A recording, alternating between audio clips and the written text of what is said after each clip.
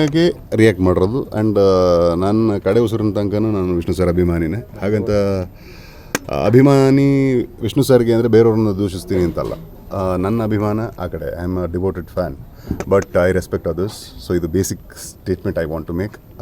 ಏನಂದರೆ ಈಗ ಈ ಒಂದು ವಿಷಯಗಳು ಏನು ನಡೀತು ವಿಷ್ಣು ಸರ್ ವಿಷಯದಲ್ಲಿ, ವಿಷ್ಣು ಸರ್ ಸಮಾಧಿ ವಿಷಯದಲ್ಲಿ, ಇದು ತುಂಬ ಖಂಡನೀಯ, ಇದು ಘೋರ. ಆ್ಯಂಡ್ ನನ್ನಂಥ ಅಭಿಮಾನಿಗಳು ಎಮೋಷ್ನಲಿ ಕನೆಕ್ಟ್ ಆಗಿರ್ತೀವಿ. ಆ್ಯಂಡ್ ನಮಗೆ ವಿಷ್ಣು ಸರ್ ಅಂದರೆ ನಮ್ಮ ದೇವರ ಸಮಾನ ನಮಗೆ. ಸೊ ನಮ್ಮ ದೇವ್ರಿಗೆ ಈ ಥರ ಅನ್ಯಾಯ ಆಗೋದು ನಾವು ಒಪ್ಕೊಳ್ಳೋಕ್ಕಾಗಲ್ಲ. ಅಂದರೆ ನಾನು ಕೇಳ್ಪಟ್ಟ ವಿಷಯ ಇದು. ಪರ್ ಡೇ ಒಂದು 2-3 ಸಾವಿರ ಜನ ಮಿನಿಮಮ್ ವಿಸಿಟ್ ಮಾಡೋವಂತೆ. ಆ್ಯಂಡ್ ಅವ್ರ ಬರ್ಡೇ ಅಥವಾ ಪುಣ್ಯಸ್ಮರಣೆ ದಿವಸ ಅಂತೂ ಸಹಸ್ರಾರು ಸಂಖ್ಯೆಯಲ್ಲಿ ಅಲ್ಲಿ ಜನ ಜಮಾಯಿಸ್ತಾಯಿದ್ರು, ಅಭಿಮಾನಿಗಳು ಜಮಾಯಿಸ್ತಾಯಿದ್ರು. ಅಲ್ಲಿ ಹೋಗಿ ಅವರ ಸ್ಮಾರಕ ಅಂದರೆ ಸಮಾಧಿಯನ್ನು ಸ್ಪರ್ಶ ಮಾಡೋದು, ಒಂದು ನಮಸ್ಕಾರ ಮಾಡ್ಕೊಂಬರೋದು, ಈ ಥರದ್ದು ಒಂದು ವಾಡಿಕೆ ಇತ್ತು, ಒಂದು ಪ್ರತೀತಿ ಇತ್ತು. ಆ್ಯಂಡ್ ಅದಕ್ಕೆ ಒಂದು ದೈವಿಕವಾದ ಭಾವನೆ ಇತ್ತು ಅದರಲ್ಲಿ. ಆ್ಯಂಡ್ ಅದನ್ನು ಈ ಥರ ರಾತ್ರೋರಾತ್ರಿ ಕಸ್ಕೊಂಬಿಟ್ಟಾಗ ಅದು ಇಂಥವ್ರಿಗೆ ಆದರೂ ಹರ್ಟ್ ಆಗುತ್ತೆ. ಆ್ಯಂಡ್ ಬರೀ ನಮ್ಮಲ್ಲಿ ಅಂತಲ್ಲ, ನಮ್ಮ ದೇಶ ಅಂತಲ್ಲ, ಇರ್ರೆಸ್ಪೆಕ್ಟಿವ್ ಆಫ್ ಯಾವ ಊರು, ಯಾವ ದೇಶ ಅನ್ನೋದನ್ನ ಮೀರಿ, ಯಾವ ಧರ್ಮ ಅನ್ನೋದನ್ನ ಮೀರಿ ಸಮಾಧಿ ಅಥವಾ ಅಂತ್ಯಕ್ರಿಯೆ ನಡೆದ ಜಾಗ ಅದೆಲ್ಲದಕ್ಕೂ ಒಂದು ಸಪ್ರೇಟ್ ಆಗಿ ಒಂದು ಮಹತ್ವ ಇದೆ. ಎಲ್ರಿಗೂ ಅದು ತುಂಬ ಭಾವನಾತ್ಮಕವಾದ ವಿಷಯ. ಬಟ್ ಎಲ್ಲ ಒಂದು ಕಡೆ ವಿಷ್ಣು ಸರ್ ಸಮಾಧಿ ವಿಚಾರದಲ್ಲಿ, ಒಂದು ಅಂತ್ಯಕ್ರಿಯೆ ಜಾಗದ ವಿಚಾರದಲ್ಲಿ ತುಂಬ ಉಡಾಫೆ, ತುಂಬ ಅಸಡ್ಡೆತನ ಒಂದಷ್ಟು ಜನ ಮೆರೆದಿದ್ದಾರೆ. ಆ್ಯಂಡ್ ಆ ಕಾರಣಕ್ಕೆ ಇಷ್ಟು ವರ್ಷಗಳಾದ್ರೂ ಅದು ಸಾಲ್ವ್ ಆಗದೆ ನಿಂತಿತ್ತು. ಆ್ಯಂಡ್ ಸಾಲ್ವ್ ಆಗುತ್ತೆ ಅಂತ ನಾವೆಲ್ಲರೂ ಕಾಯ್ತಿದ್ವಿ ಅಭಿಮಾನಿಗಳು. ಬಟ್ ಇವಾಗ ನೋಡಿದ್ರೆ ಅದು ಡಿರೂಟೆಡ್ ಆಗೋಗಿದೆ.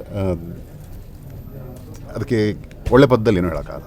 ಸರ್, ಕಲಾವಿದರು ಬರ್ತಾ ಇಲ್ಲ, ಕಲಾವಿದರು ನಿಲ್ತಾ ಇಲ್ಲ, ಕಲಾವಿದರಿಗೆ ಅವಮಾನ ಆದರೂ ಅಂತ ಒಂದು ಮಾತಿತ್ತು. ಆದರೆ ಸುದೀಪ್ ಸರ್ ಬಂದು ಒಂದು ಮಾತು ಹೇಳ್ತಾರೆ, ಇಲ್ಲಿವರೆಗೆ ಕೇಳಾಯಿತು, ಹೇಳಿ ಆಯಿತು. ಕಲಾವಿದರು ಬರ್ತಿಲ್ಲ ಅಂತಲ್ಲ, ಬಂದಿದ್ದಾರೆ, ಕೇಳಿದ್ದಾರೆ. ಯಾರ್ಯಾರು ಬಂದಿದ್ದಾರೆ ಜನಕ್ಕೆ ಗೊತ್ತು, ಯಾರು ಬಂದಿಲ್ಲ ಜನಕ್ಕೆ ಗೊತ್ತು. ಅದು ವೈಯಕ್ತಿಕದ ವಿಚಾರ. ಈಗ ಬರ್ತೀನಿ, ನಾನು ಹೇಳ್ತೀನಿ, ಒಂದು ಸ್ಟೇಟ್ಮೆಂಟ್ ಮಾಡ್ತೀನಿ ಅಂದರೆ ಅದು ನನ್ನ ಇಷ್ಟ.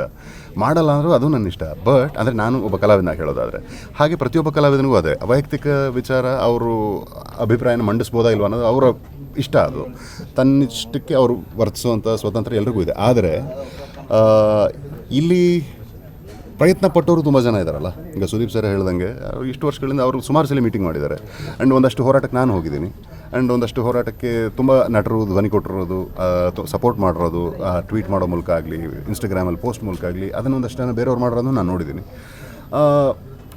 ನನಗೆ ಕಾಣಲಿಲ್ಲ ಅಂದರೆ ನೀನು ಮಾಡಿಲ್ಲ ಅಲ್ಲ. ಸೊ ನಾನು ಮಾಡಿರೋದು ನಿನಗೆ ಗೊತ್ತಿಲ್ಲ ಪ್ರಾಬಬ್ಲಿ. And that's okay.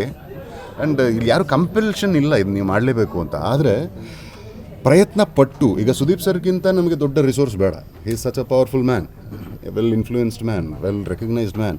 ಅವರು ಹೋಗಿ ಅಷ್ಟು ಅದ್ರ ಬಗ್ಗೆ ಕಾಲ ಕಳೆದಾಗಲೂ ಕಾಲ ಕಳೆಯೋದು ಆ್ಯಸ್ ಇನ್ ಮೀಟಿಂಗ್ಗಳು ಮಾಡಿ, ರಿಕ್ವೆಸ್ಟ್ಗಳನ್ನ ಕೊಟ್ಟು, ಪ್ರಪೋಸಲ್ ಕೊಟ್ಟು ಎಲ್ಲ ಮಾಡಿದ್ರು ಅದು ಏನೂ ಆಗದೇ ಇದ್ದಾಗ ಅಲ್ಲಿ ಕೇವಲ ನಾವು 4 ಜನ, ಒಂದು 10 ಜನ ಮನಸ್ಸು ಮಾಡೋದ್ರಿಂದ ಅಥವಾ ಒಂದು 50 ಜನ 100 ಜನ ಅಭಿಮಾನಿಗಳು ಮಾಡೋಣ ಅಂತ ಅಂದ್ಕೊಂಡ್ರೆ ಆಗೋ ವಿಷಯ ಅಲ್ಲ. ಅದಕ್ಕೆ ಪೊಲಿಟಿಕಲ್ ವಿಲ್ಲಿಂಗ್ನೆಸ್ ಬೇಕು. ಸರ್ಕಾರಗಳ ನಂತರ ಸರ್ಕಾರಗಳು ಬದಲಾದವು.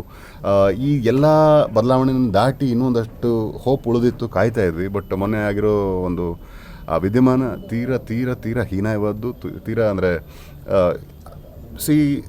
ಸಾವಲ್ಲಿ ಆಟ ಆಡಬಾರ್ದು ಬೇಸಿಕಲಿ. ಆ್ಯಂಡ್ ಸತ್ತವರು ಕೆಟ್ಟವರೇ ಆದರೂ ಅವ್ರನ್ನ ನಾವು ಹೋದ ಬಿಡೋ, ದೇವ್ರ ಪಾದ ಸೇರ್ಕೊಂಡ ಅಂತೀವಿ. ಒಳ್ಳೆ ಕೆಲಸ ಮಾಡೋದನ್ನ ದೇವ್ರ ಸಮಾನವಾಗಿ ನೋಡ್ತೀವಿ. ಇಷ್ಟು ದೊಡ್ಡ ಕಲಾ ಸೇವಕನಿಗೆ ಈ ಥರ ಒಂದು ಟ್ರೀಟ್ಮೆಂಟ್, ಇದು ನಾನು ವಿಡಿಯೋನಲ್ಲಿ ಹೇಳಿದ್ದೆ, ಇದು ನಮ್ಮ ಕರ್ನಾಟಕ ಚರಿತ್ರೆಯಲ್ಲಿ ಕಪ್ಪುಚುಕ್ಕೆ ಇದು. ಸರ್, ಮುಂದಿನ ದಿನಗಳಲ್ಲಿ ಕಲಾವಿದರೆಲ್ಲ ಸೇರ್ಕೊಂಡು ಒಂದು ನಿರ್ಧಾರವನ್ನು ಮಾಡಿದರೆ ವಶಿಷ್ಠ ಸಿಂಹವಾಗಿ ಬಂದು ನಿಂತ್ಕೋತಾರೆ ಜೊತೆಗೆ. ನಾನು ವಿಷಯ ಗೊತ್ತಾದ ತಕ್ಷಣ ವೀಡಿಯೋ ಮಾಡಾಕ್ದವನು. ನನಗೆ ಅದು ಹೇಳಿದ್ನಲ್ಲ, ನಾನು ಕಲಾವಿದನಾಗಕ್ಕೆ ಮುಂಚೆ, ನಟನಾಗಕ್ಕೆ ಮುಂಚೆ ವಿಷ್ಣು ಸರ್ ಅಭಿಮಾನಿ. ನಾನು ಬುದ್ಧಿ ಬಂದಾಗಿಂದ ಅವ್ರ ಅಭಿಮಾನಿ. ಸೊ ಅವ್ರ ವಿಷಯವಾಗಿ ಎಲ್ಲಿ ಕರೆದ್ರು ನಾನು ಇದಕ್ಕೆ ಮುಂಚೆನೂ ಹೋಗಿದ್ದೀನಿ, ಹೋರಾಟಗಳಲ್ಲಿ ಪಾಲ್ಗೊಂಡಿದ್ದೀನಿ. ಫ್ರೀಡಮ್ ಪಾರ್ಕಲ್ಲಿ ನಡೆದಾಗಲೂ, ಅಭಿಮಾನಿ ಸಂಘದಿಂದ ಒಂದಷ್ಟು ಹೋರಾಟಗಳು ನಡೆದಾಗಲೂ ನಾನು ನಿಂತಿದ್ದೀನಿ. ಯಾವತ್ತೂ ನಿಲ್ತೀನಿ. ಯಾಕಂದರೆ ನಾನು ಫಸ್ಟ್ ಅಭಿಮಾನಿ, ಆಮೇಲೆ ನಟ. Thank you sir. Okay sir, thank you.